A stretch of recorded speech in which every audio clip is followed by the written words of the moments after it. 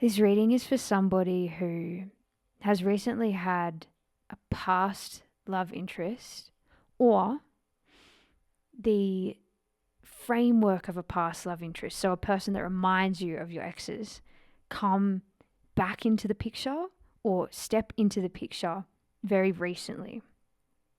And you've consciously noticed that their presence or the thought of them is altering your relationship with yourself and the way that you go about the world from day to day. Maybe you find them to be a distraction, or you have a strong sense that you deeply want to magnetize them. You want them to want you. And you want this relationship to be able to be stable.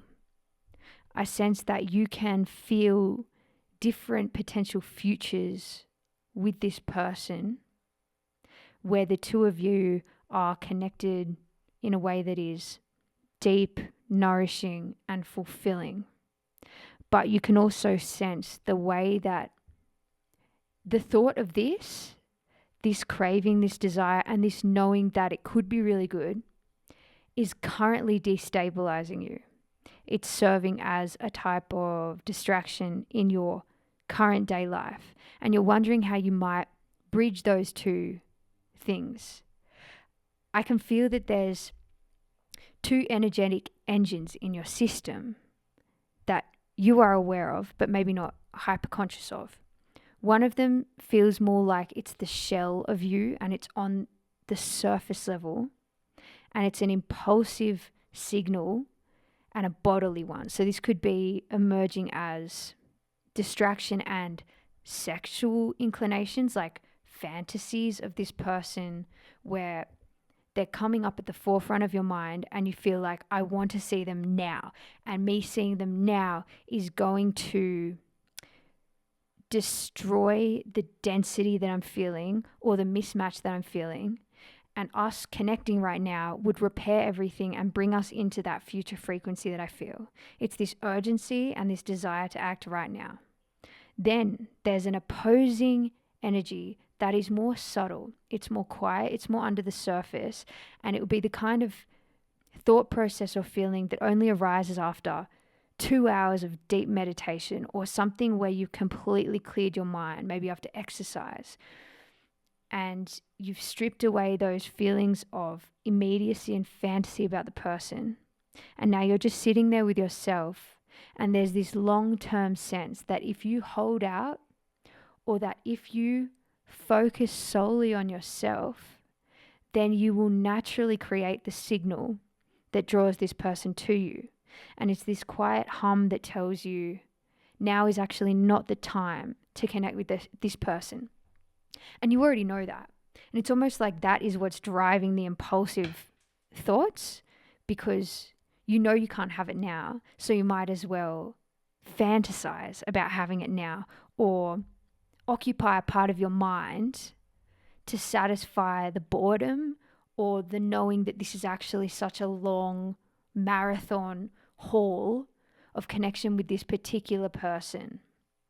Because you know that every time you see them or every time you are drawn back together again, something corrects itself, but then the old emotions and the patterns that used to come up with this person where you do conflict, they get almost like washed up to the surface like sand at the bottom of the ocean. It's like cleaning itself. And so you have to have these moments of conflict and coming back apart and then working on yourselves before you can actually come together with this person. And again, this might not be a specific, exact, singular person. This might just be the scaffold of a person or a general idea of the type of person that you keep attracting. And then you notice that every time you attract them, it's slightly better. You're slightly more removed, not exactly detached, but you're slightly less affected or swayed by the complexity of having another person in your life. And then you notice that once this fantasy phase passes by, you come back to yourself and you're very happy to be single. And you actually want this time alone because you know that what you're building is deep and eternal. and it's a type of self-love that no other person can give you. So the ultimate revelation of today's message that you need to hear and understand is that this person is appearing in your mind not as evidence that you need to chase them, and you already know that, not as evidence that you need to try and make yourself right for them now, or you need to try and magnetize them now or be perfect so that this connection can happen right now. What they're actually here for is to symbolize what is left in you to grow, because you notice things about yourself when the thought of this person appears. You notice your impulsiveness. You notice the things that aren't quite settled in your system, the areas where you need validation, the areas where you feel insecure. And a deep, slow part of you notices these things and says, oh, I wish that I could become this person. So the divine counterpart is appearing in your world as a symbol to show you who you deeply want to become. And the polarity, that feeling of urgency, is there actually to show you how deeply you want these slow burning changes in yourself, how deeply you want to be patient with yourself, and how deeply you want to grow into your own signal to the point where you don't need this person. Because these urgent reflexes, if you really look at them, they're taking you off your path. They're making you feel subtly distressed and less like yourself. They're wearing you down, and they're there to show you that this aspect of your mind is still active and alive, but it's on its way out. And so if you can just keep dragging yourself back into the long term, the slow burn, and really focusing on those feelings of what really feels good when you drop the thought of this person, when you just focus on yourself, notice how deeply nourishing and rewarding that is. And notice how every time you do that, it draws that person back into your world in a slightly more aligned way. And this will just keep continuing to happen so long as you don't act on those impulses.